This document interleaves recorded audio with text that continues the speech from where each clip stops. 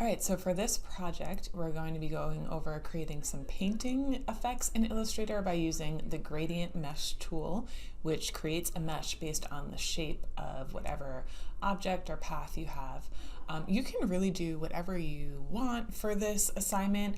I suggest watching this whole tutorial once first because I'm going to show you a couple different techniques, and then you can get an idea of what the tools do and how to use the tools, and you can sort of decide what you want to create for this project, what kind of image or illustration. So for mine, I'm creating this alien character. I was at a conference or a workshop for children's book illustrators, and this was a project we did at the workshop where you had to create a character. So if you want to create a character, the main two things you want to think about are deciding some traits about your character, primary and secondary traits. So like, what's their personality? What makes them stand out? What makes them unique? This was an alien who is very anxious and nervous on their first day of Earth school. I decided they were a non-binary alien coming to Earth for the first time, maybe in second or third grade, and they're super scared about joining the humans on Earth school. So you might not get that all from my illustration, but because I created these traits, these primary and secondary traits for my character, I knew exactly how to draw them, and I gave them more of a personality. So this is what I'm going to start with and what I'm going to use to trace. I created this drawing or painting in Procreate on my iPad, and then I just saved it to my files and brought it into Illustrator. You can do a sketch and use that to trace. You can do a drawing straight on into Illustrator. You can really do whatever you want. Some other things that might be good for this project, besides sort of designing a character, could be these little monster characters. I just Googled monster characters and a ton come up, and you can see they have a lot of highlights and shadows in them, and there's a lot of great place to add textures. So thinking about creating, a simple character like that, or you could do some kind of nature related item. I think pine cones would be good for this. Any kind of flower might be nice, so you can create a really nice flower illustration or a tree. So think about what you want to create. It's up to you, but it's going to have shadows and highlights and some textures added to it. So you're going to find some kind of reference image or draw your own reference image. That's what I'm doing. I've drawn my own reference image. Or you're going to find a photo or something online to work off of and make it your own somehow, and use that as a backdrop to create your character or object to paint. All right, so I'm going to create a new file. I'm going to come to File, New, and I know some people have been wondering what kind of file sizes to use. You don't want to go too big because since this is a vector program, you can always upsize the image, and you don't want huge, large images. Something I just do is I go to print and I just make the letter size. It's 8.5 by 11 inches. It's a nice size that we're used to looking at.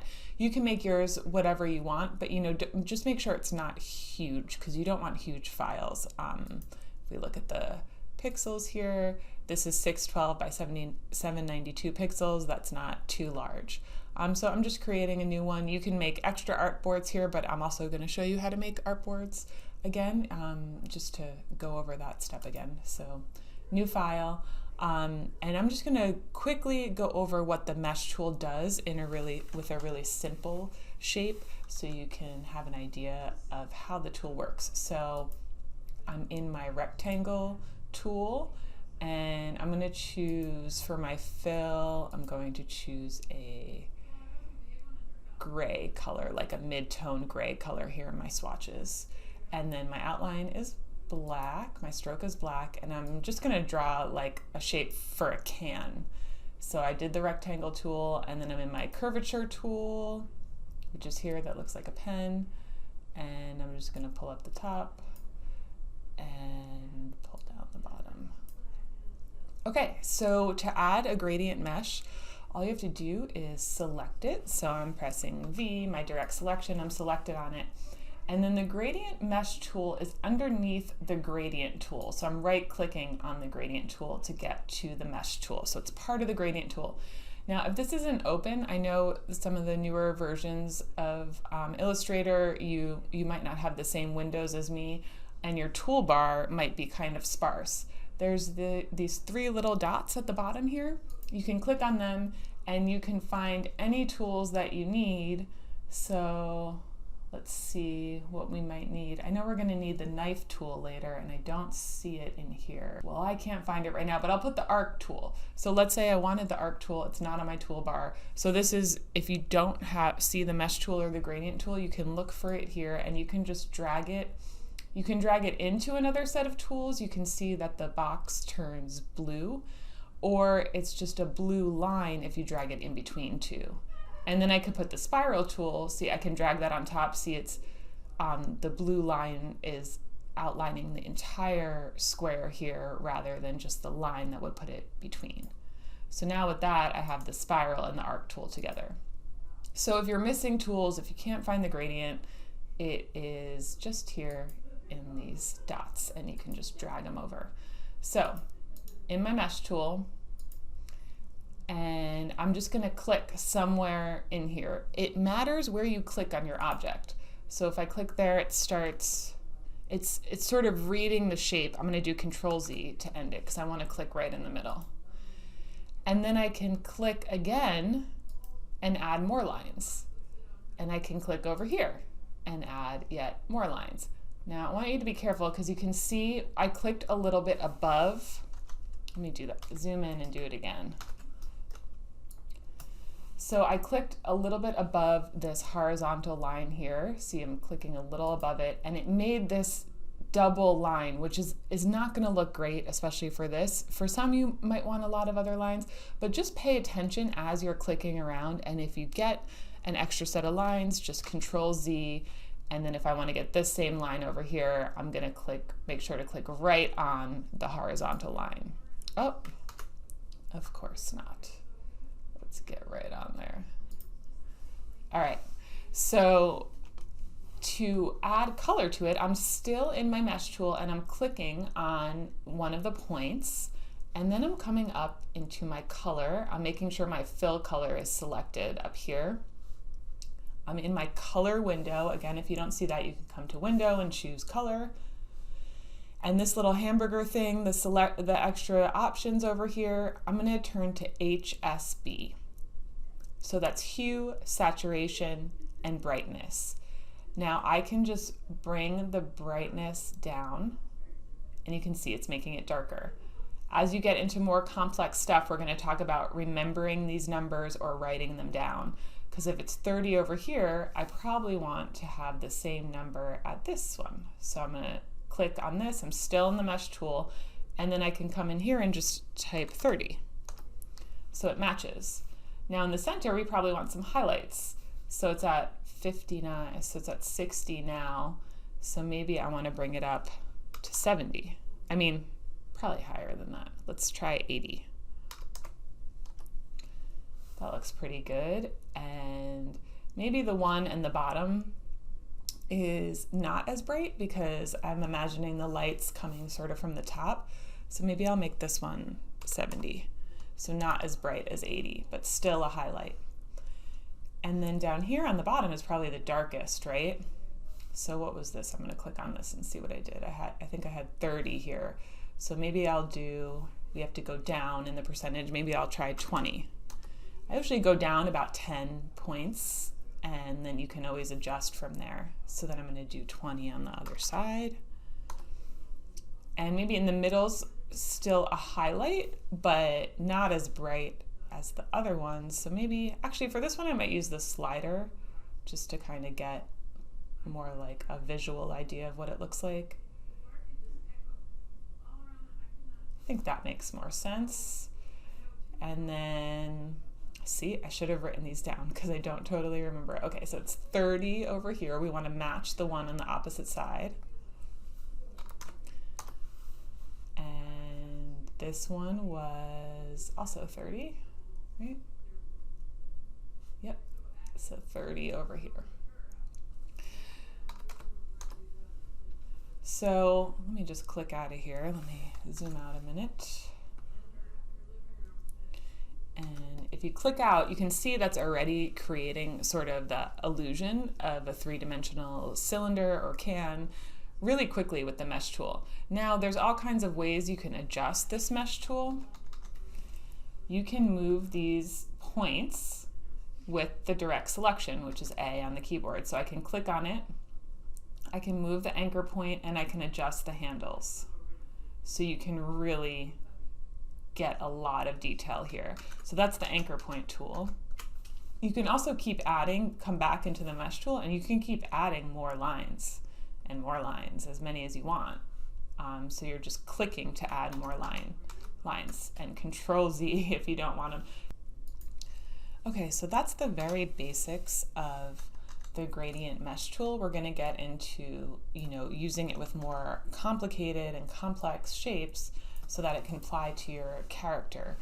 So I think you can see already, as we're just starting, I wanted to show you on a simple shape so you could understand how the tool works first. The light, thinking about your light and the colors are so important for this. So I have some resources. Let's get them open. So this is, some basics of color theory. You can think about the hues, which are, let me move this out of the way really quick. So we can come over here and see the hue is, let's pick a better color in here so we can get an idea. So the hue is the color, that's the H. And right now I'm in the color window and I've come to the options and chosen HSB, in case you can't see that. So the hue is the color, which you can adjust here. And then the tint is adding white. So that would be increasing the brightness. So adding more white, right? The tone is plus gray, and then the shade is plus black. So you're thinking about picking a hue for something, which in this can it was gray, and then you're doing tints, that's adding white and making highlights, and tones and shades, which is adding more darkness, or for tones it's really like a more muted color. This is also the saturation, so you can see the more saturated something is, the brighter the color, and if something has zero saturation, then it goes to black and white. So it's just sort of the vibrance, the brightness of the color. So I found this chart on, I'm going to put, there'll be a link to it in Canvas, but this is a free slideshow on the basics of the color wheel for designers, and it goes through, introduction to color theory. So what primary colors are. So if you haven't learned color theory in any other classes or thought about it in a while, I think it would be worth it just to look through this quick slideshow and start to understand. This is where at slide 20, they start to go through the tints, tones, and shades. So you can see how you can create a really nice harmonious color scheme with the darks and the lights to create interesting shadows. So I think it really helps to see the visual presentation of this. Then the next thing that's important is thinking about, so you're picking your colors and you're paying attention to what these numbers are. You can actually write them down in like a text box in the gray area. So you can come with the text box and you can write the, the B equals for, or you can do like shadow B equals 20. And probably want to make this bigger in my character so you can actually see it while you're working. And maybe you even want to make it, if you're in the gray, want to make it more white so you can actually see what you're doing. So I think that helps to just stay focused on what you're doing. And then you don't have to keep the numbers in your head. You don't have to memorize them. I'll do this a lot. I'll just keep a list, or I have a scrap paper next to me and keep a list of what my values are for my color. So the next thing that's important to think about is where the light is coming from. So this is an old drawing that I made when I used to teach drawing and painting. And the most important thing is to think about your light source. So whatever kind of object you have, we're creating the gradient mesh, we're creating shadows and highlights. So there has to be a light coming from somewhere. And to make it look realistic, you want that direction of the light to be consistent. Now, if you're in a room with an overhead light and a window, there's a lot of different light directions, but you're controlling the scene here. It's your illustration, so you can really decide where the light is coming from, and I recommend just picking one direction. So this is an egg, and we can see that at the very top where the light is hitting it is the highlight, and then we have some mid-tone shades around that, and then we have the darkest band of the darkest shadow here. And then this reflected light at the bottom is what makes stuff look a lot more realistic. It is a little bit of light that's reflecting off whatever surface this is on, and it makes things look rounded instead of having the shadow going all the way to the end. So the reflected light is, maybe just a little bit lighter than the midtone. And then the darkest part is going to be the cast shadow or the drop shadow, where it's casting darkness onto whatever surface it's sitting on. Using this diagram and thinking about the reflected light and where your light source is going to make your object or character look more realistic. We call it turning the form. So creating these kind of shadows will turn the form. It will give your object volume and depth and make it look more three-dimensional.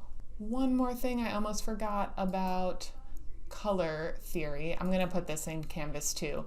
These people at Paperleaf are awesome, and they made this great color theory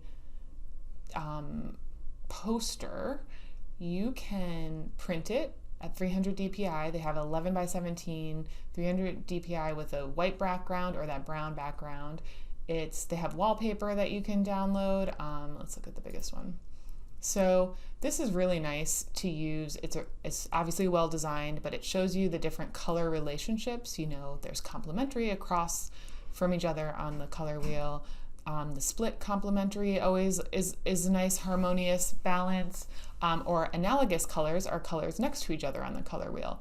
So I want you in this project really thinking about the colors you're choosing, then picking the shadows and highlights based on those colors, being really intentional. I don't want you to be all over the place with the colors. I want you really thinking about how your colors are working together.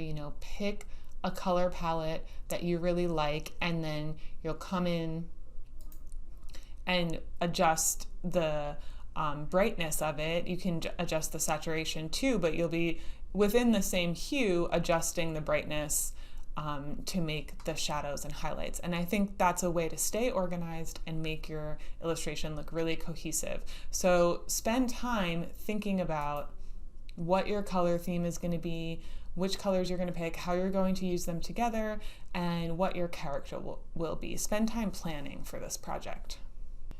Okay, so now we're going to get started doing more complex shapes. Before I go too much further, I'm going to Control S and save. And I'm going to make a new artboard. So I'm going to Control minus, and I'm coming into my artboard tool, which again, if you don't see, you can find over here, but I have mine open. So I'm in my artboard tool. I'm on this artboard. I can just hold Alt and drag out another copy. It's going to take everything with it. I'm just going to press V to get out of the artboard tool, and I can delete this. So it doesn't affect what's on the first artboard. I'm going to keep my text in the middle there, and I'm just going to work on this new artboard. So I'm going to bring in a image of my drawing. So File, Place.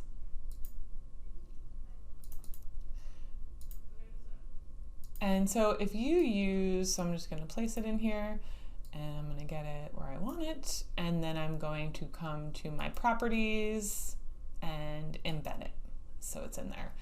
So I'm going to be in my layers. Let me open this up for you so you can see it. I'll make it bigger. So this layer I will call Original Drawing. We're going to stay super organized for our layers here. And I do want to lock it so that I don't accidentally start working on it.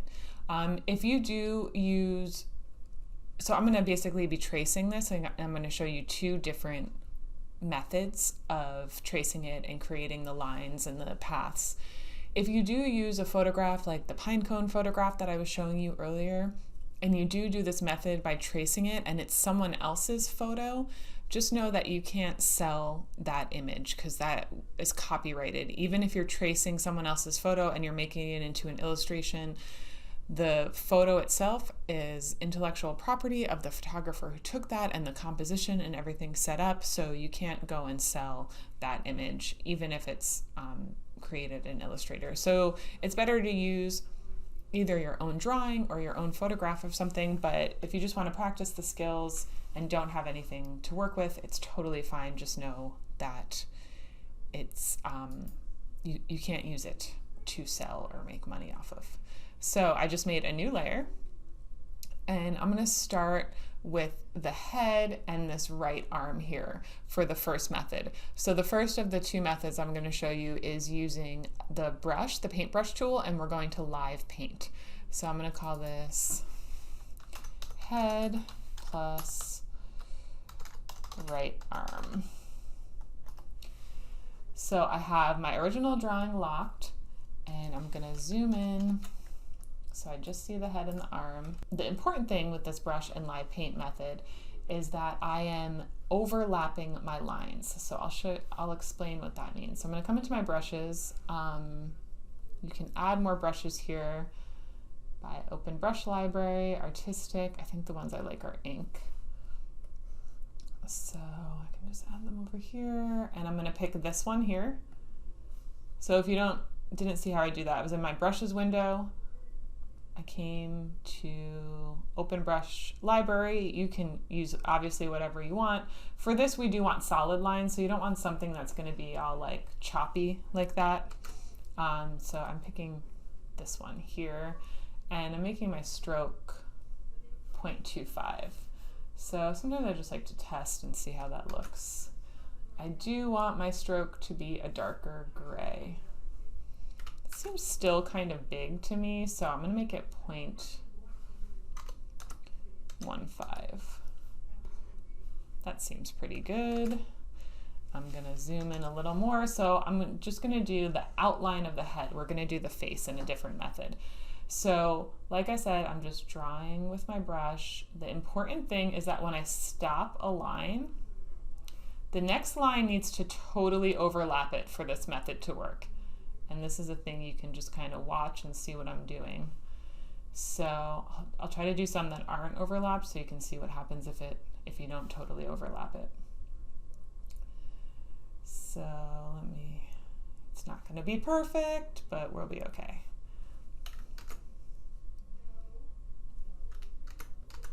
Let me get this going better.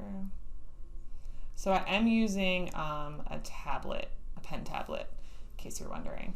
So I have the shape of the head, and then I'm going to do the shape of the hand in the same way. So I'm just drawing. I learned when I was in art school that there are no concave shapes in the human body. When something looks like it's concave, which means it's like dipping inward, it's just two overlapping muscles or convex shapes. I always thought that was interesting. So like this would be wrong, but the overlap is right, which is actually good for our method here. So I'm overlapping these lines. In the hands it gets kind of small, so when I've practiced this before, I get a lot of mistakes, but mistakes are good because you can see why we're doing what we're doing. Okay, so I'm using my pen, and I'm just moving around, and I'm overlapping these lines. I'm exaggerating them, which is actually kind of fun. So I think with this project, I really want you to make sure you're having fun with it and getting super creative. We do want to close the shape, so you can see I'm kind of overshooting all my lines here. And I think when you do this kind of overshooting, you can get more like loose, free-flowing lines that look a little more realistic. So you can see if this style works for if I don't like the way a line looks, I'm just pressing Control Z. And maybe I want to start from the top here. So let's see, let's get this one. Nope, Control Z. And I know I don't usually show you all these details, but I think sometimes it can help to see if you feel like you know what you're doing. You can obviously go ahead, but I think it's nice to see the process. I think I'm gonna leave that.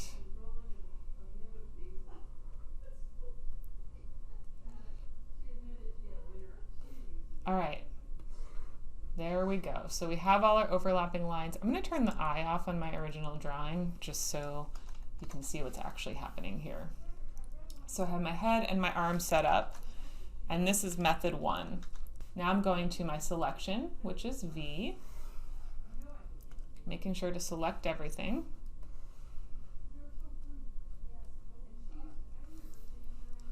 And then we're going to expand the outlines and make them live paint. So 3 steps here: object,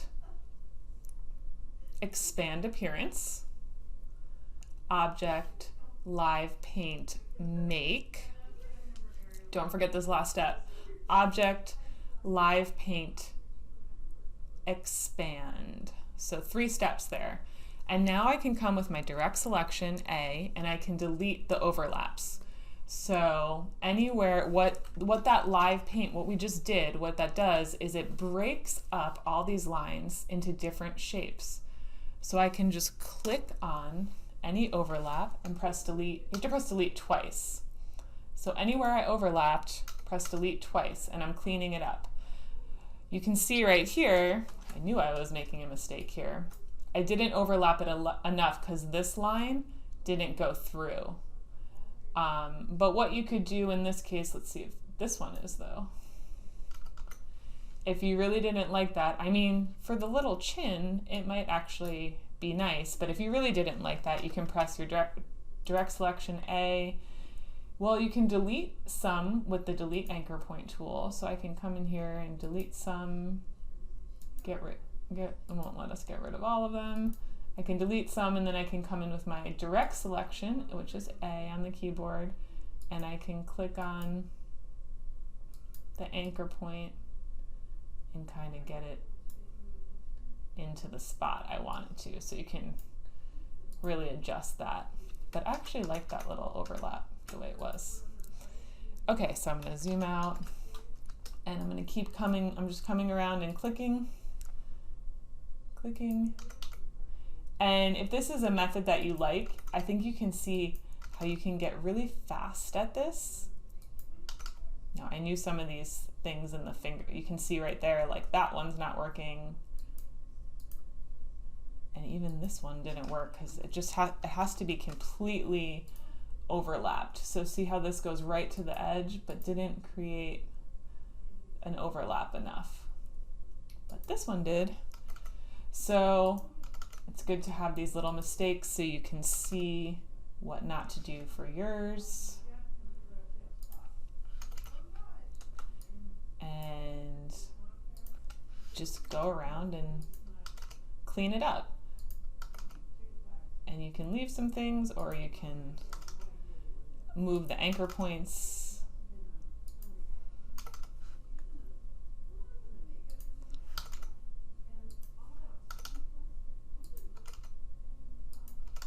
So this is a great way of drawing. It's sort of a loose way of getting your idea down and then going back and cleaning up.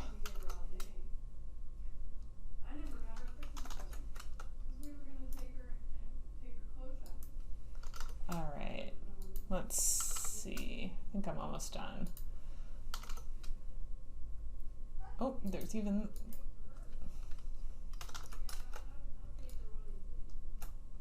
this little one here I can remove. Okay, so you can see how you can spend a lot of time getting yours looking right. All right, I gotta get those last little dots. So that live paint really just sliced stuff up for us.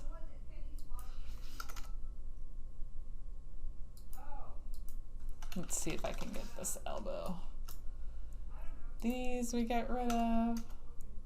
I think I'm going to leave this one, right? Because I want that to look like it's the arm. So you're just deciding on yours what's appropriate for your character. And I actually think I'm going to leave those elbows in there because I like the way they look. And I'm going to leave this arm line. So you're making these creative decisions on your own.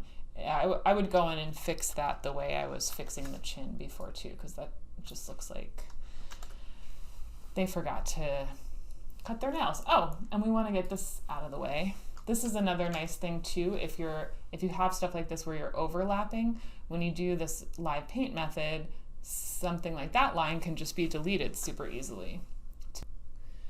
So now we're going to add color with the live paint bucket tool like we've done before, but the first thing we need to do is select the whole thing and go to Object, Live Paint, Make. We have to make it live paint again because we expanded it before we deleted all that stuff.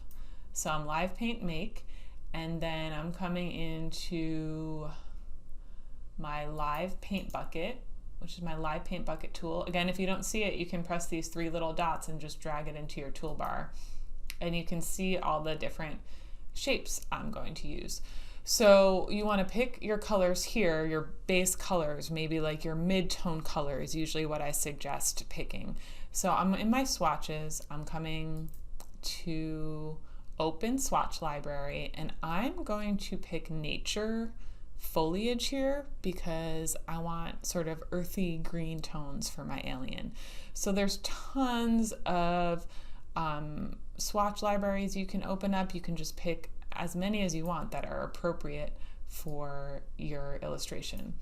So this whole foliage window opens up, and to add them to my swatches, I just double click on the little folder icon. Oh, not double click, click once. I want some of these oranges for the alien's clothes. All right, I think those are good, and then I can close that now because they're in my swatches. Now we can see, I think I want this color for my alien. So now we can see I have my colors loaded in my paint bucket. No, that's too bright. That's a good one. And I can color in. I'm gonna press V and get out of there and see how that looks. So that looks good. That's my base color.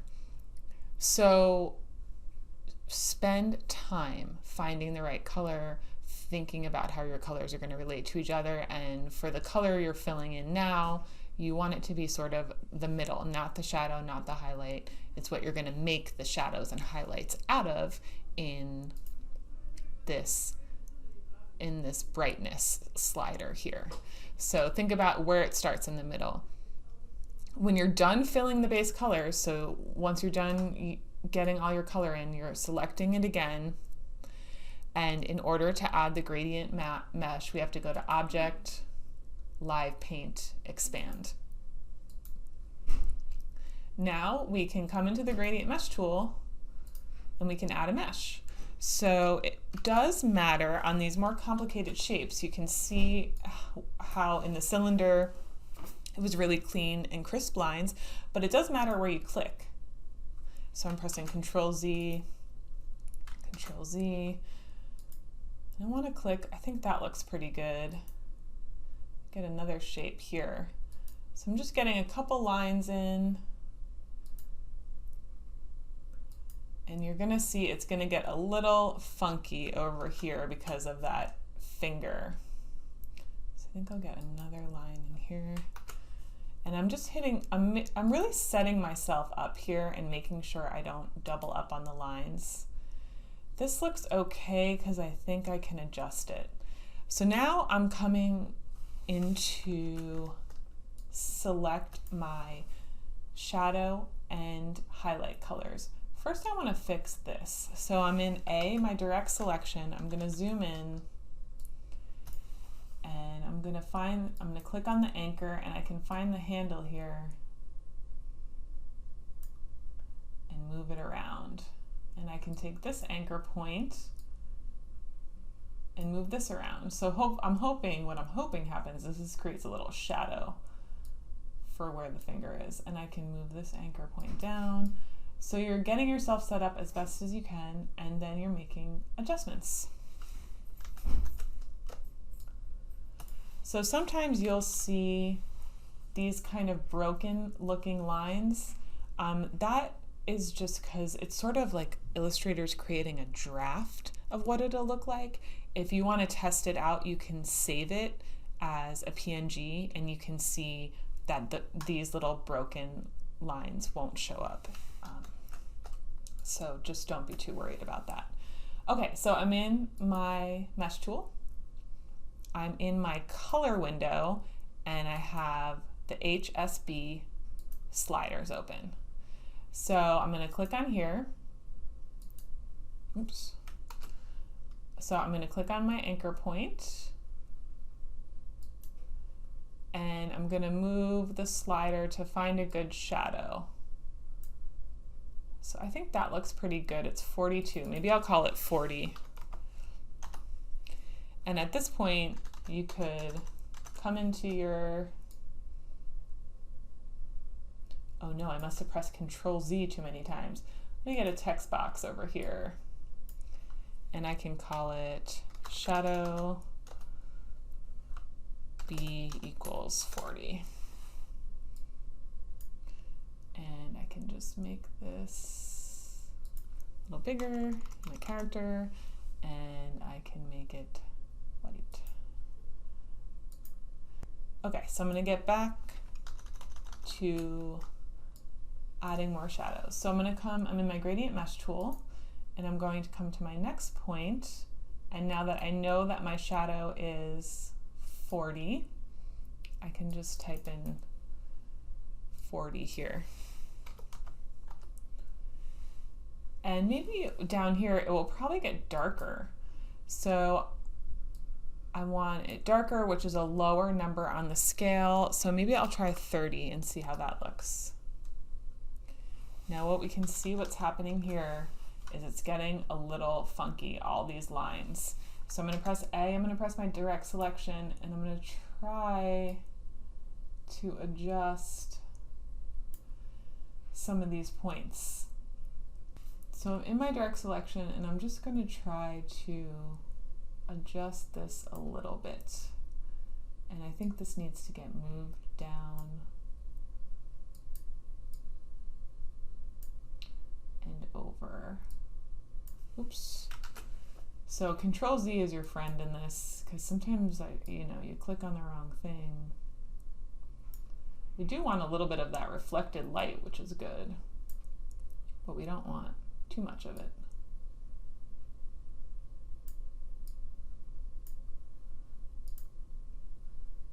All right, so that's not looking the greatest, but I think you can see how you can start adjusting stuff. So let's get back in here, and I'm going to do this at 30 also. And then maybe this one is even darker. Maybe I'll try 25. And we can see that doesn't look great, but I'm going to try changing this to 30. And it's getting a little better.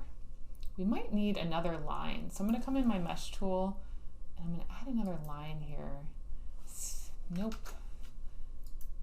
So it is some trial and error. So I think that's looking better. Now I'm going to come up here and add highlights. And I'm going to use my slider to first get the first value. Maybe we'll do 80 for this most high highlight. And you can be typing this in if that helps you, that method helps you. Maybe over here I'll do, well, let's think. This is probably 80 because if the head is rounded this way, this is probably the highest point. If the light is coming from this direction, the light's coming from the left, this is probably the highest point on the forehead. So actually this should be lower. I'm gonna make this 70. Yeah, and then you can see the lights hitting there. Okay, so I think you can see how you can go crazy doing all of this really focusing on getting your shadows and highlights. Let me press V. And getting it all set up. And you can, I would spend a lot more time coming here and adjusting the handles and the anchor points and getting this looking right. And then we're also going to do some steps to add some brush textures onto here, so you can use that to blend into it and soften it up too. So get the basics of it set up. Okay, now some things, I'm still in my mesh tool here. Some things have too many anchor points to create a mesh tool. So you can see I'm trying to click on this. Usually it comes up with a warning. So you might get a pop-up that says too many anchor points. It just can't create a mesh with this because it's going to be all over the place. You could see it was already getting complicated just with this shape of the finger there. So what you can do is two things. If you have too many points and you're not able to create a mesh, doesn't like it at all. And you can see, look at all these anchor points in there. That is a lot. So you can come to the smooth tool. And again, if you don't see it, come down here to edit your toolbar. And you can just kind of draw along where the anchor points are and it'll smooth them out.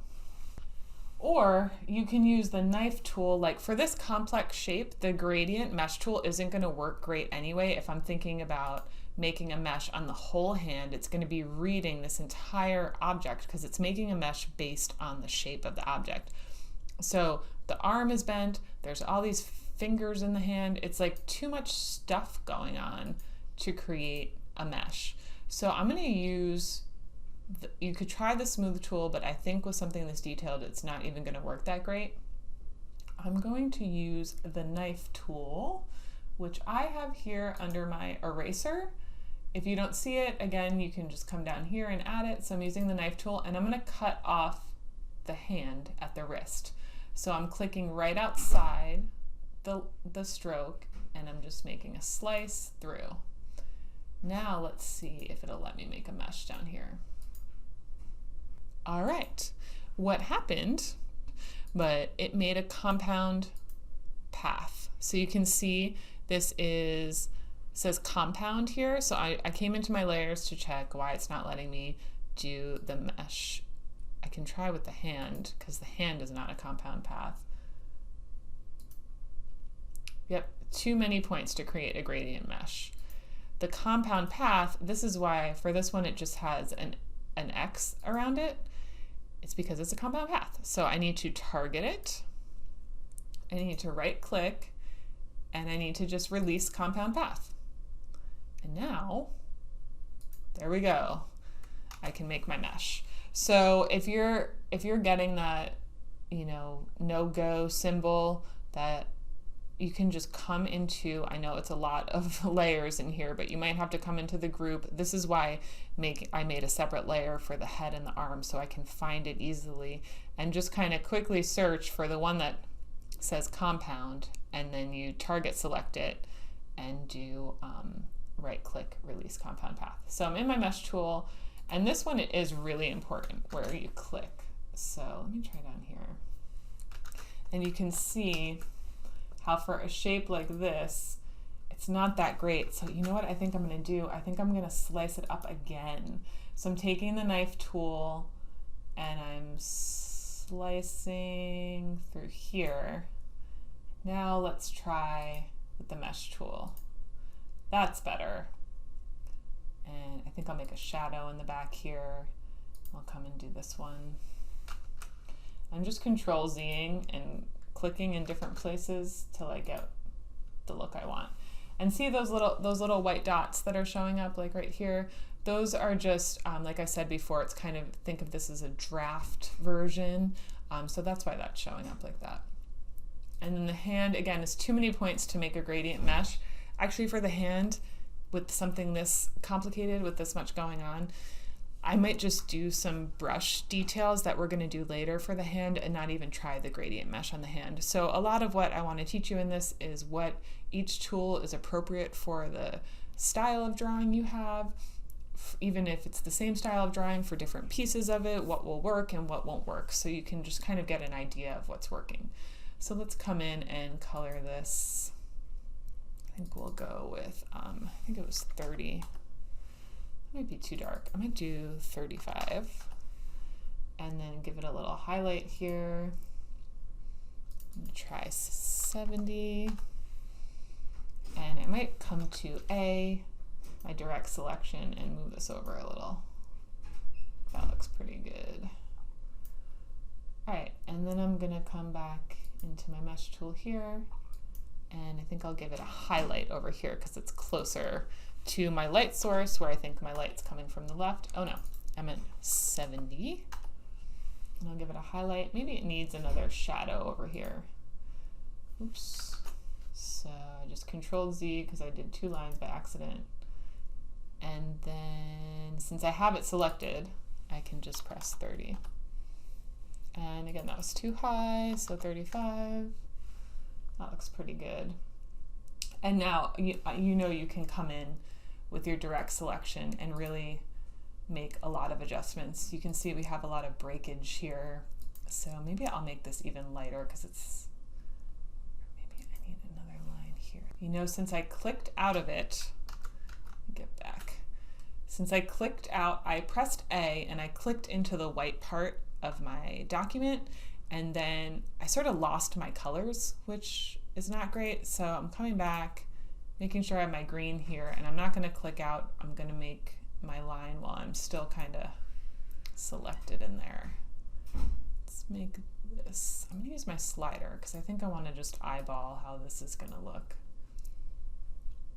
All right, I'm going to press V now and kind of check it out. I think that looks okay. I think I could spend a lot more time getting it right. And like I said with the hand, we'll try a different method with that. Save, remember to save, Control S. Okay, now we're gonna move on to method number 2, which is using the pen tool.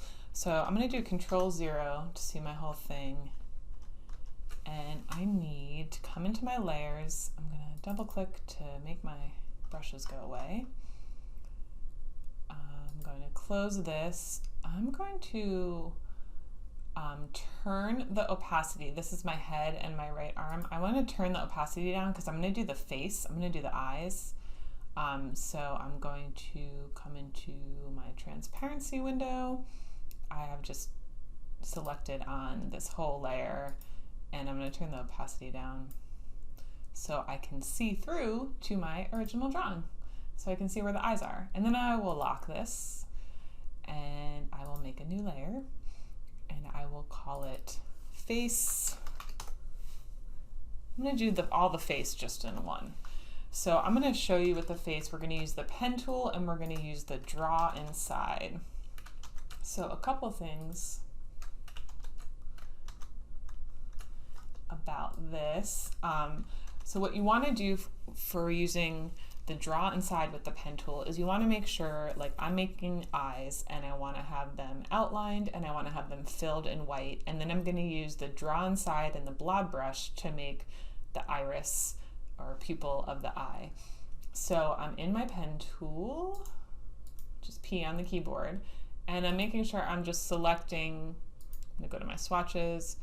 I'm going to choose this dark gray for the stroke, and for the fill, I don't ever think white, the most white is good. I just usually do 1 in. And you can add a little blue to it. You know, usually the whites of the eyes are not really actually white.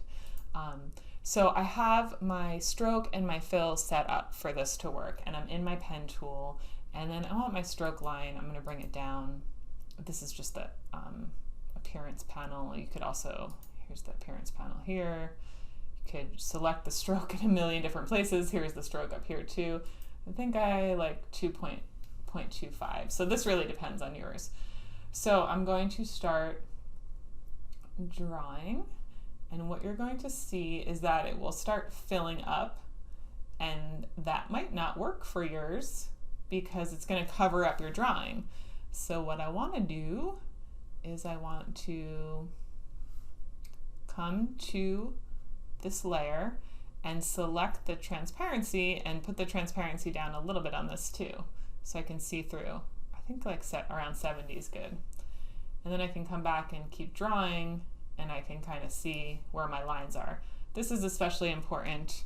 And if I did a line I don't like, I just do Control Z and start over. So this is especially important if you have a lot of detail going on. And then I want to make sure to finish it so you can see the cursor changes to that 0. Oops. Just press Control Z if you mess up. So I'm going to press V, my selection, and I'm going to select it. I'm going to click out of it for a second. Yeah, I'm selecting that. I think the stroke actually needs to be 0.5. Yeah, that looks better. So I'm selecting this, and I want to make the iris, but I just want to do it really quickly and easily, and I can do that by selecting it and coming down here, the drawing modes. I want to do draw inside. And then I'm picking my blob brush, which is under my paintbrush, the blob brush tool. And I already have the gray selected, which is the color I want to use.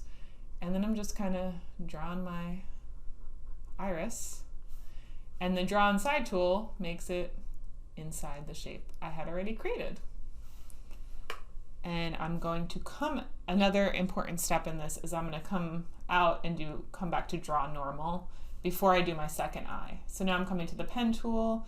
I'm in my second eye. I want to make sure to get the fill color in there. You can see here in the layers that this created a clip group.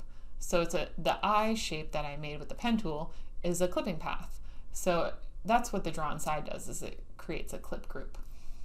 So I'm coming back into my pen tool. I'm getting my fill color set up. So I have my fill and my stroke set up. And I'm going to draw out the other eye, same way.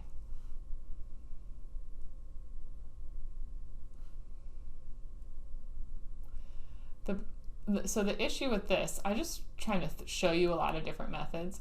The issue with this is that it creates a clip group. Control Z, I don't like that line. It creates a clip group and you cannot add the gradient mesh to the clip group. But for these eyes, I don't want the gradient mesh. So I'm pressing V, I'm selecting. The stroke was too high, so I'm gonna move it down. I think my other one was 0.5. So I have it set up. You wanna make sure it's filled because after you create the clip group, after you do the draw inside, you can't fill in the white for the eyes anymore. So I'm coming here to my drawing modes, draw inside, and you can see the little bounding box changes, and then I'm coming to my blob brush, and same thing. And you can see I'm overlapping. So you want to be overlapping for this to work. And then turn it back to draw normal. And we can come here and turn the opacity up and see how they look. I'm going to press V. I can zoom out a little bit. I can also turn the head opacity up. It's always good to kind of check how stuff looks. So that's looking pretty good already, and actually some of my shadows are in a good place for that.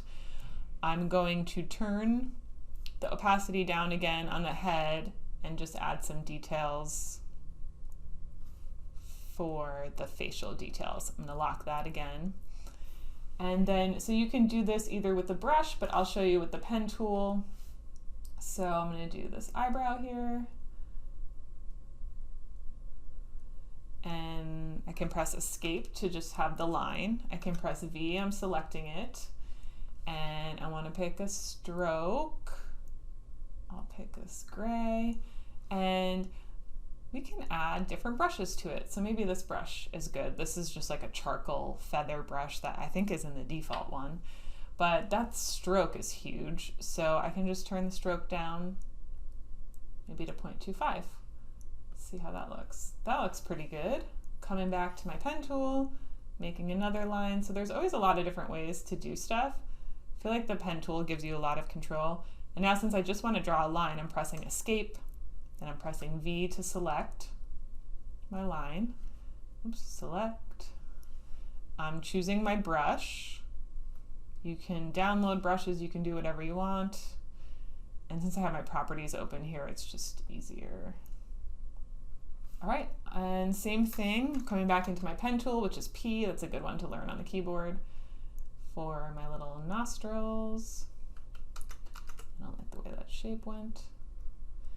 and then I'm pressing Escape and V and giving it, pressing P and V. I guess you don't have to press Escape, you can just press V. Save one step. Oops. And then same thing for the mouth. So I think I wanted to go underneath the finger here, so I'm going to start it. Oh no, the facial features are going to be on top of that because I have the head and the arm as the layer below, and they need to be the layer below so the facial features can start there. So I don't want it to go overlap. I want it to go start right here. And things don't have to be complicated. I mean, this mouth is just a couple lines. I'm gonna press V and fix the stroke. All right, I'm gonna press V and get out of here. I'm going to turn up the opacity. I have to unlock the head and the arm. Turn up the opacity, see how that looks. So these gray color, that gray color doesn't look so great. So I'm going to hold Shift and target all of these in my layer panel. So I'm getting my nostrils, my eyes, and I'm gonna make them a darker gray. I think that'll look better. Yeah, that looks a little better. Anyway, you could spend a ton of time doing that, and picking colors is a really important part of this project. Okay, so now I'm gonna start working on the shirt to show you this different method. So I'm gonna add a gradient mesh to the shirt, and I'm gonna create the shirt using the pen tool, and I'm going to preserve the path by creating an outline of the stroke. So I'm going to show you kind of two different methods with the pen tool that you can use. You can use whichever one makes sense for you in your drawing. I'm just giving you a lot of options in this project, showing you how these tools work. So I'm going to come into my layers and I'm going to just lock everything. I'll make a new layer and I'm going to call it clothes because I'll do the shirt and the shorts in the same layer, and I'm going to zoom out so I can see my whole shirt. Everything else is locked, so I know I'm on the right layer. And I'm in my pen tool. I'm going to pick a fill, a stroke and a fill. So I want the stroke to be this gray color, and the fill, I do want my shirt to be orange, but while I'm showing you this, I'm gonna make it blue so you can see it against the orange. Also, since we're using the pen tool and it's gonna start filling up and blocking what I'm drawing, I'm going to turn the opacity down on the clothes on the shirt layer so that I can see what I'm working on. So I'm just going to start following along my lines. I'm just clicking with the pen tool, and you know, you can zoom in and spend a lot longer than I'm spending on this, but you can see how the blue fill is kind of blocking my drawing. So that's why I added the opacity in there, to give it so I can see through what I'm doing. So now right here in this like armpit area can be a little tricky because it's hard to overlap. So I'm just gonna make the shape I want it to be, and then I'm gonna sort of make it coming back down right next to those anchor points, and then I'll come back later and clean it up, and so that it looks like one line. So you're getting the basic outline of the shape and then coming back and refining. And remember, if you want this to be a straight right angle, you can just hover over the last anchor point you made and you can see the cursor change to that little upside down V, and you can click and then it'll make this more of a right angle.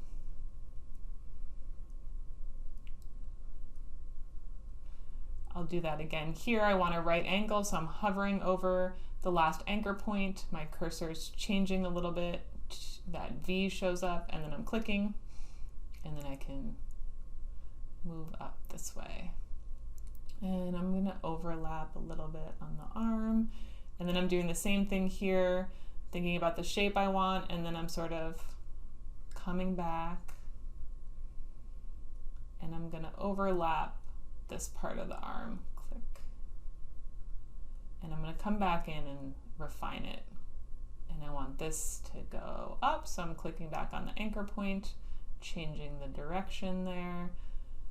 I'm not gonna do the backpack Control-Zing when I don't have it looking the way I want, and then closing it off so it's one shape. So then I can come back with my selection tool, and I can come in and adjust stuff and make these look right. Sometimes they'll kind of magnetize towards each other, but you can, you know, you want it with the pen tool to get the basic shape, and then you can always be adjusting. And you know, I made a lot of lines up here that I probably don't need a lot of points, so I can come to the delete anchor point tool and maybe remove some of the excess points that I have, that one, and shape it up a little more, because remember with the gradient mesh, it doesn't like when there's too many points. Okay, so we're gonna add a gradient mesh to this. But what happens when you add a gradient mesh is the stroke disappears. So I'm going to show you two ways to fix that, and you can sort of choose which you like the best. So first I'm going to come into my closed layer, and I'm going to turn it back to 100% opacity so I can see what I'm doing. I'm going to turn off the original drawing so it's not distracting. I'm going to press V on this, and I'm going to change my fill because I want my green alien to have an orange shirt, because those are complementary color. They're not complementary colors at all. Red and green are complementary colors, but green is a cool tone and orange is a warm tone, so they contrast with each other by that warm and cool. And red and green can just kind of look intense. So I'm choosing like a rusty orange to not be, complementary colors are really contrasting, and that can be like kind of hard to look at sometimes, but if you want something really vibrant, you want the complementary color. Or you can go a little bit off the complementary tone and find something that is a little more subtle. That's totally up to you. Okay, so I changed the color, and now I need to separate. We can see when I open this up, it's just one path. The stroke and the fill are together in this one path, but I want to separate them because when I add the gradient mesh, it's going to delete the outline. You do not have to have outlines or strokes on your drawing, but in case you do, I want to show you how to get it done. Okay, so I'm selected on the shirt. I'm going to Object, Path, and we're going to Outline Stroke. And you can see that automatically made this into a group. Now I can open up this group, and you can see I have a compound path and I have a regular path. So the outline is there. Sometimes the outline shows up below, but you want it to be on top of the fill. So now I can select the path, and I can add the gradient mesh to it. But this is all over the place, this gradient mesh, Control-Z. That is not good. So what I need to do is come with the knife tool, and I need to sort of break up the sleeves. So I'm going to kind of come from the armpits and break up the sleeves. Now let's try the gradient mesh. Nope, I didn't break it up enough. So let me see, let me get this knife tool in the right place. I think I have to come all the way from down here, really break this up. All the way through. Now let me try. That is so much better. So I just had to use the knife tool in the correct way. Let me get some more lines on here. Maybe, oops, Control-Z on a shadow over here. And then I can press my direct selection, and I can adjust some of these. All right. So now I'm coming back in my gradient tool. I'm clicking, and I'm in my color window, and I'm just going to slide to get the shadow shape that I want. think probably 60 is good for this. And then probably for the one on the bottom, since the light's coming from the left here, maybe I'll try 70, right? Because it'll be a little darker down there. Try. That looks, sometimes it just looks like it's like dirty or smudging. So maybe I want to make that even darker.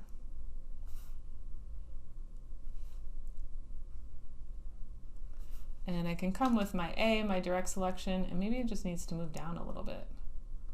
Yeah, that's starting to look a little better. So you're just making adjustments depending on how your object is.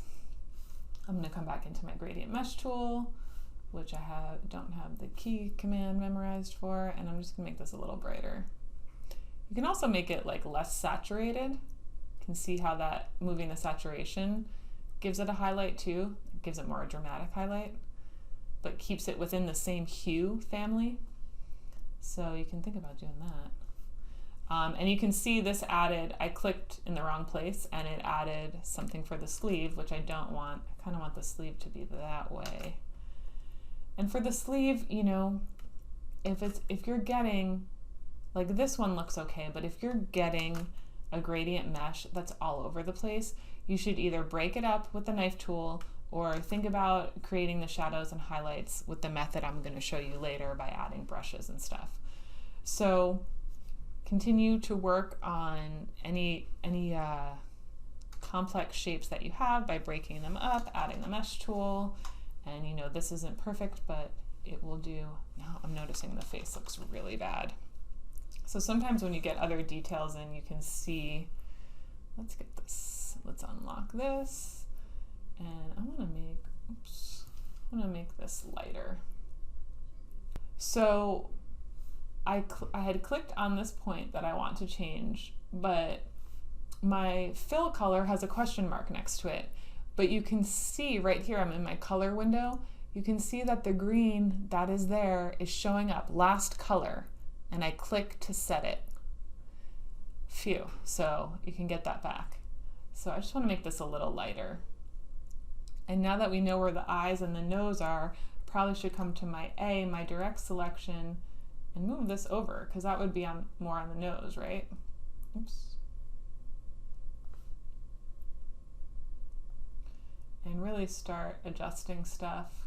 Okay, you can spend more time doing this, but I think you can see how you can make the nose, like this shading can make the nose start looking like it's curved. And Control Z is your friend. All right, so you can go crazy with that stuff, adjusting and adding. Okay, so now I'm gonna do the other arm and we're gonna get the stroke back with a different method. And this method of getting the stroke back, different than what we just did, which was like, that was the outline stroke method that made the compound path for the shirt. This is going to be a method that you could use if you mess up the mesh and you need to kind of start over, but it will also help you make a stroke when we lose the stroke when we create the gradient mesh. So I am turning back on my original drawing, leaving it locked, turning it back on. I'm doing my other arm. Okay, so I'm gonna make a new layer. I'm gonna lock all my other layers. I can see I somehow messed that up, but I can fix it later. I must have just been moving stuff around while I was talking. So I do want it underneath, so ignore this, please. I do want it underneath my clothes, my shirt layer. So I'm going to call this one left arm. When I'm doing a character, I think about the orientation to the character's body, because you might be drawing your character from the back, from the front, so you don't want to say your left, you want it to be the character's left and right, or else stuff gets really confusing. Okay, so everything is locked except the layer that I want to be working on. This is still the pen tool method. It's just a different method of getting the strokes separate. Okay, I'm going to press P to get the pen tool. So I have my green color set up and I'm gonna get my gray for my outline. I'm gonna come in here and again lower the opacity around 60 or 70. Okay, so I'm getting my pen tool all set up with the stroke, the fill, and then I'm gonna start drawing my arm. So since it's on a different layer and it's underneath the shirt, I'm gonna overshoot the shirt and then have it sort of come out this bulge. Remember, there's no, like I said, there's no concave shapes in the human body. So I'm making my elbow, and if I just kept drawing, it would like be curved inward like that, and I don't want that. I want the elbow to curve outward. So I'm hovering over this anchor point and clicking, and then I can make the curve I want, and I'm going to do that again at the bottom of the elbow. I'm pressing the space bar, or I have my pen set up where I can just click the button on my pen to get my hand tool and scroll down. I don't like that shape. I want to Control Z, and I'm just adjusting stuff here. And then again, I'm clicking on here to change my direction. And you can get super detailed or not detailed. It's really up to you and your style of drawing. So this, I want you to really customize what you're doing for yourself. This is going to move up. This is how you can sort of create clouds too, by clicking on the anchor point and letting it change the direction. Let me get into here. Probably made too many of those. That's okay though.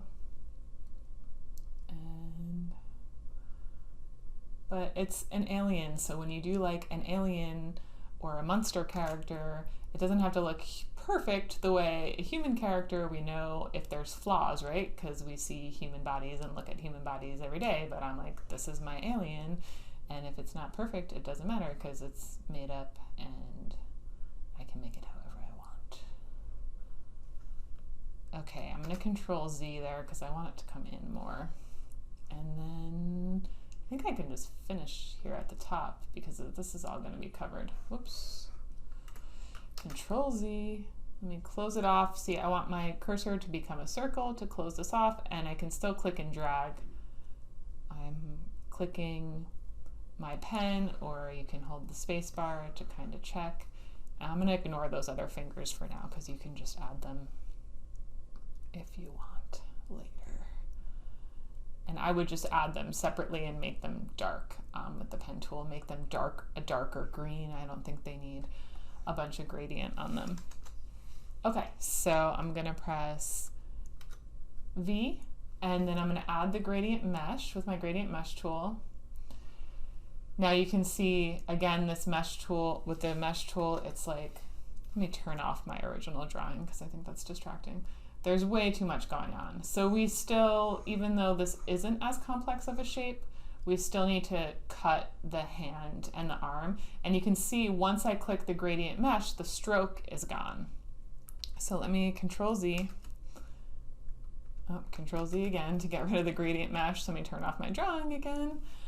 So we can see the stroke is back, and I want, with the knife tool, I'm gonna cut off the wrist like that. And then I can come back with the gradient mesh, and I think, yes, see, that's much better. So I can add Control Z, I can add some lines here, and while I'm here, why don't I just, see, last color, HSB, no, HSB. There we go. So I made sure I clicked on the fill there, and I think I'm gonna make that one darker, and I'll give this a little highlight. And you can adjust and make more here. Let's see if the hand will look okay. Yeah, that actually doesn't look so bad. And maybe I'll make another one here. Nope, that's bad. So you want to see what's happening here. It's kind of crossing. So I can click on it. I'm in the mesh tool, and I can press delete. So I just clicked on the anchor, the one that was going across in a weird way, and I just pressed delete on the keyboard to get rid of that one. See, it's happening again, so you have to be careful where you click. Maybe I'm just going to be okay with this is the only line. And I'm finding the anchor point, and I'm going to add a highlight. Okay, so now we got to get the stroke back because we lost the stroke. So I'm going to press V. I'm going to click on the arm here. So I'm selected on the arm, and I'm going to come show you in the layers. You can see that it says mesh. Anywhere we added a gradient mesh, it automatically becomes a mesh layer in your layers panel. So I'm going to target just the arm.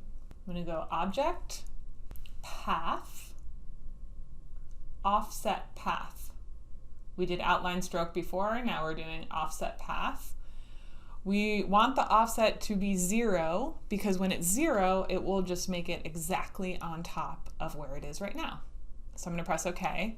And we see we still have the mesh, but we also have the path, which I want to drag above. And I can give this a stroke. It already actually has a black stroke, so I can give it that gray stroke, and I can bring the stroke up to 0.75 or 1, whatever it is. So there, that comes back. I can do the same for the hand. So we know the hand is now a mesh. Object, path, offset path. Now it's 0 again because I already did 1. Press OK. This path automatically comes up. I'm just dragging it above, selected on it, picking the gray color I want, and increasing the stroke. Now we have this line that's not the greatest, so we can use the scissors tool to cut it up. This was the line from the knife tool. So I'm in my A, my direct selection, I can see these 2 anchor points that I can just cut off to get rid of that. So my scissors tool, I have underneath my, I have it with my knife tool and my eraser. So I'm just clicking on the anchor where I want to cut it. Okay, it doesn't like that one. So I can click this anchor point. It's letting me click on the ones from the arm. So I'm just doing what I can. I'm pressing A, and I can see I can delete that. But I still have, I'm gonna get out of isolation mode. Still have this. So I'm gonna get really close, see what's happening there.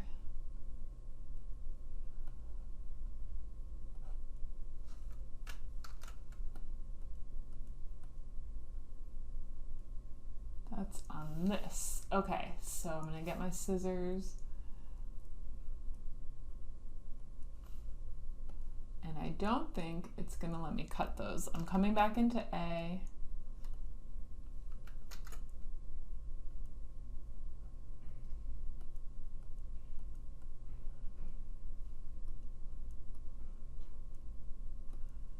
All right, this is what I want. I want to find where this path is so I can delete it.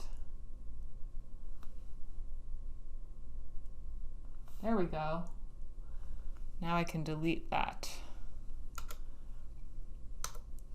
Now what I would have done if I was working on a final is I would have Controlled Z to get all these, make sure these are back. And you can, at this point, you can connect these two. So, oops.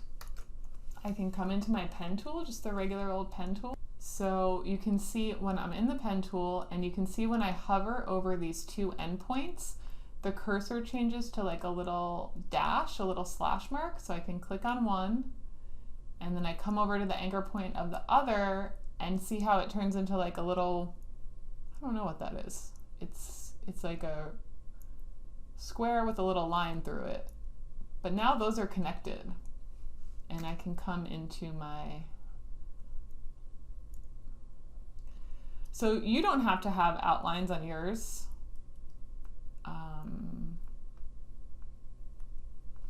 I just arranged and sent that backwards. But you can, mine kind of got all messed up because I was moving stuff around. But you can just come in with your directs. I'm just in my direct selection, and I'm adjusting stuff. Now these I want to connect also. See, because I use the scissors to break them up. So I'm coming back into my pen tool. I'm clicking on the edge of one and connecting it to the other.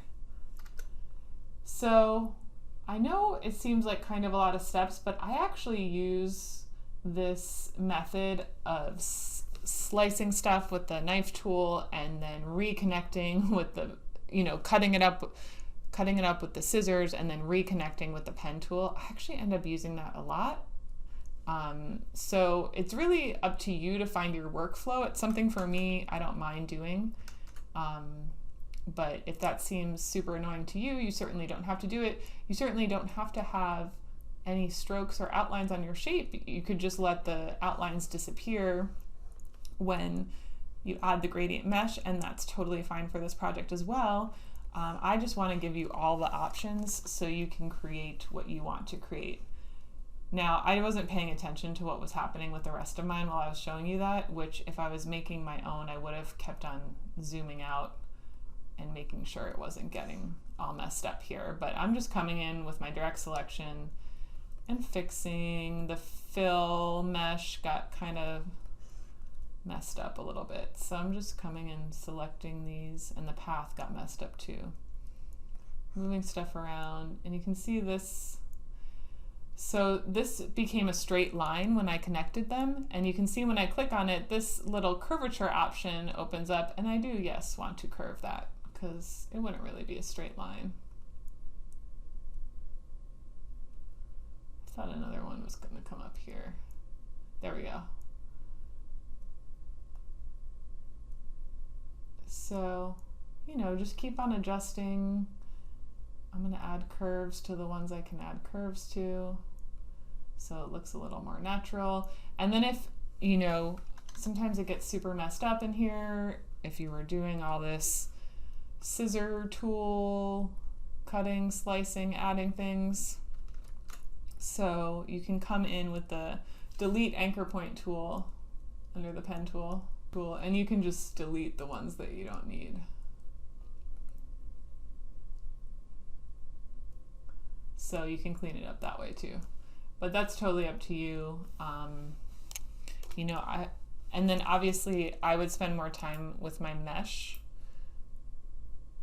getting them looking a little more seamless here and picking the right colors and stuff. Because that's not the right color, but I don't want to, I think you understand how to do that now, and I don't want to spend too much time. Okay, so now I'm going to show you another way to simplify objects. So I'm going to make the shorts, and I will simplify them in a different way than we've been doing. Sometime for some of your details and objects, this might be appropriate, and for the shorts it's appropriate because they're really like one block, but with the line in the middle. So I'm going to draw them with the pen tool, and then I'm going to simplify the actual fill to make it just the block so it works better. So I will be on my close layer, and I'm going to lock everything else, and I'm going to zoom in, and I have my pen tool set up, and I'm going to have my stroke be gray, and my fill, I have my swatches, my foliage swatches. I'm going to make them these, well, first while I'm drawing, I will make them a bright color so you can see, and then I'll change the color because I do want to make them similar to what the original drawing is, but that we won't be able to see what's happening. So I'm going to target it and turn down the opacity so I can see what I'm doing when I'm drawing. All right, so here we go with the shorts, and I can start them kind of under the shirt. Actually, I can start them all the way up here. And it doesn't really matter, right? Because it's hidden behind the hand. So I'm gonna have it come out here. And I like things to, you can make yours really clean. This is just my personal drawing style, is kind of messy, I guess you could say. And then I'm hovering over my anchor to change the direction, and I'm making the legs of the pants, and then I'm hovering over to change again, and I'm gonna do the leg going down, kind of matching the anchor points because I'm gonna move them with the direct selection, changing the direction of my lines here, and then I'm clicking and changing the direction, and whoops, I went a little too much there, so, and then closing it with the top. Now I'm going to press A, and I'm just going to get these lines overlapping here so it looks a little more realistic. You know, you can spend a lot of time on that. And then I'm going to come in and pump the opacity up. I'm going to turn off the original drawing. I'm going to press V and select on these shorts here. I can see that my stroke went away. I don't know what I did. I probably clicked on something weird. So I'm going to make sure I have a stroke here. And I also want to change my fill to the rusty color because I like the way that looks better. Okay, so, and actually you can see that the gray doesn't look so great with the rusty color. So I'm going to make the stroke darker. First I have to have it selected, then I'm going to make the stroke a little darker, and you can see that looks better with that dark red. Okay, so let me open up the clothes layer. I want the shorts to be underneath the shirt, right? Because the shirt's hanging over the shorts. So I'm just going to select this and add the mesh so you can see it really doesn't look great. It's too many anchors and too many lines, and we know that this is a simple shape because it's just a rectangle underneath. So what I'm going to do after I create a mesh here is I'm going to offset the path, keep it at, remember it's at 0, and press OK, and now I have the path here. I'm going to move that to the top, and I'm going to make that the dark gray. I'm going to add stroke to it. So I'm actually going to offset this again. All right, so now I have 2 paths, and I can just delete this mesh because it was messed up and we don't need it. So there's another way if you mess it up. And then for one I'm going to leave as the outline, and then the other I'm going to fill with the rust color, and I'm going to do no outline. So one is just the fill and one is the outline. And then I can come into the fill. I'm going to turn off the outline so you can see, and I can get my delete anchor point tool. Let me zoom in, and I can just delete all the ones that I don't want. Some of them don't like it, so I'm going to delete as many as I can. And then if I can't delete them, I think I'm pressing on the handle by accident. Actually, that worked just fine. If you were having trouble deleting some, you could use your direct selection to move them around. So let's turn the stroke back on. That looks a lot better. So now I'm selected on this path, the fill that we made, and now when I add the gradient mesh, it is so much better. So it's really getting the shape of the shorts without all that extra stuff. So there is yet another way to make this more interesting, more appropriate for what you're using. So just have to make sure to select the fill color I'm getting in the HSB, and then let's get a shadow going there. So that's looking a lot better. Probably want to add one on the bottom. Make that darker. And this is probably where the highlight is, right? Because it's the rounded part. Like, think about where the light is hitting. So I'm going to give this a little highlight, give a highlight up here, and you can go off with all of this. So the next thing we're going to do is add some brushes. So you're gonna continue with all your details and I'm gonna add some like artistic brushes to add some more depth and dimension and detail, and it could even soften up maybe some of the stuff that is not looking so great on yours. Sorry, when you have something selected and you zoom in and out, it's always gonna orient to what's selected. So when I'm talking and saying things, it's not always great. So I'm going to unselect the head. I'm gonna unlock the head and unlock the eyes, the face and stuff. I'll leave the clothes locked for now. So I'm gonna be on the head and I'm gonna make a new layer for the brush details.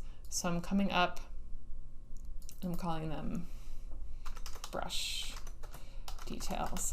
So I'm making them on top of the head, but underneath the facial features, because we might make some highlights and shadows and stuff that need to go underneath there. I'm gonna lock the head again for a second, just so those annoying lines don't come up. So I'm gonna pick a brush from the library. I'm opening up my brush panel, my brush window here. Going to open brush library. I think under artistic, I'm gonna do some of the charcoal. Obviously you can add as download brushes and do whatever you want. I'm just gonna show you with what's available with the default. So you can choose whatever color you want. I'm in the face here, so I'm gonna unlock the head yet again. I'm gonna press the eyedropper tool and try to get this shadow color. And once I have that picked, I might move this into my swatches. I can just drag it in here so I have it really saved. All right, so I'm in my brush detail layer. I have this chalky brush and I'm in the brush tool and I'm drawing. But it's not really looking the size and shape and everything that I want. So I might do the pen tool and I'm gonna draw a line exactly where I need it to be. And then I'm gonna press V to select it, and then I'm going to pick my brush and I'm gonna lower the stroke. That's about 0.25. And I think the color needs to be darker. So I'm gonna make it a darker color. And there we go. So now you can see I have some of that shading coming in. You can make changes to this brush as much as you want. You can double click and change the properties. You can try all different stuff. You can make your own brushes, but for now, let's just see how this looks. So I'm here and I'm gonna come into the appearance. Let me pull my appearance panel out. So the stroke, I'm on the stroke and it's chalk, right? So that's the one we created. And I want to change the blend mode. So if I go into the opacity, I'm in my appearance panel. So I just want to change the blend mode to the stroke, obviously not the whole layer. So I'm going to make that multiply, and then I can lower the opacity.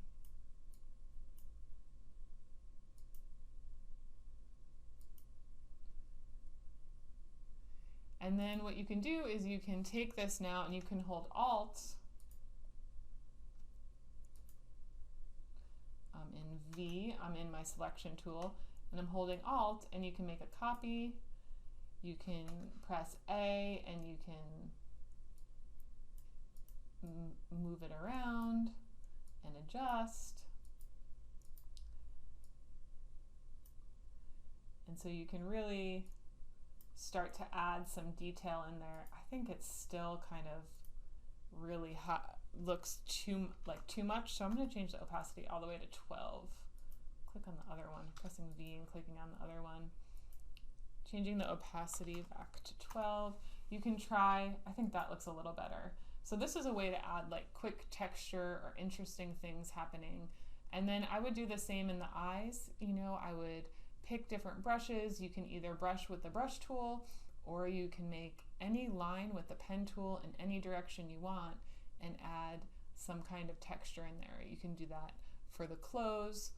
So I'll just show you one more time how that works. Let me do one in the eye. So I'm still in my brush details layer, but since the face is up here, I'm gonna need another brush details layer to go on top of the face. I don't wanna start drawing on the actual eye because I wanna be able to adjust that later. So I'm gonna make a new layer. I'm gonna be calling it face details. So just staying super organized here, and I'm gonna lock this so it doesn't get too messed up. So I'm gonna get the pen tool and I wanna make, maybe a shadow here.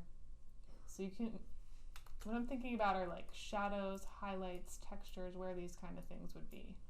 I'm gonna press V, and then I'm going to find another, let's find another brush.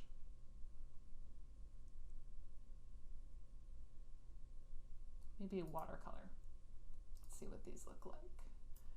So let's take that. Obviously we need to take the stroke down. Now I'm in my appearance panel and I know I'm on the correct stroke. Let's pick the color. I think we need a darker gray, and then I'm gonna come up and make it a little more, maybe a little more bluish in my saturation.